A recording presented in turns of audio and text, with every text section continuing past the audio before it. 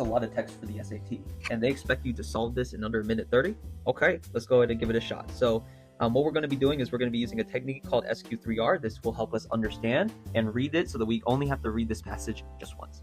So let's go ahead and do it. So survey, if I was to do the survey portion of SQ3R, I know that, okay, it's about some biologists, there's migratory stuff, something about subspecies. So I think it's going to be some sort of scientific study, in which case my question would be, what are they studying? What are they studying? What is the result of their study? So let's go ahead and read it. Biologist Valentina Gomez Bahoman and her team have investigated two subspecies of fork-tailed flycatcher bird that live in the same region in Colombia, but one subspecies migrates south for part of the year and the other doesn't.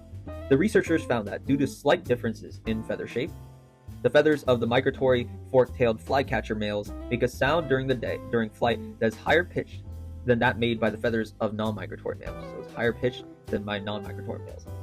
The researchers hypothesized that fork-tailed flycatcher females are attracted to their own specific sound made by males of their own subspecies, and that over time, the female preference will drive further genetic and anatomical divergence between the subspecies. So what this means is that if we were to recite it back, right?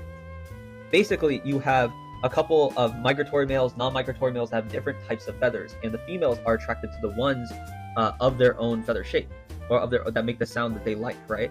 And so over time, this can cause evolutionary divergence, is what the guy is saying. So which of the following, if true, according to the question, would most directly support Gomez Bahomun and her team's hypothesis? So we need something that supports the idea that there is going to be some sort of divergence over time between the species. The feathers located on the wings of the migratory fork-tailed flycatcher have a narrower shape than those of non-migratory birds. So just because the feathers have a different shape, we know that's not the thing that attracts females to it. It's more of the sound that the feathers makes. That would be wrong. Over several generations, the sound made by the feathers of migratory male fork-tailed flycatchers grow progressively higher pitched relative to that made by feathers of non-migratory males. Is this true? Absolutely. Absolutely, this is true. Higher pitch, right? And this would absolutely support the hypothesis of the pitch being the differentiator. But let's go ahead and check the other ones. Fork-tailed flycatchers communicate different messages to each other depending upon whether their feathers create high or low pitch. Messages, nope, out of scope. Never talked about messages. That's not something that would support the hypothesis. It's more about attraction.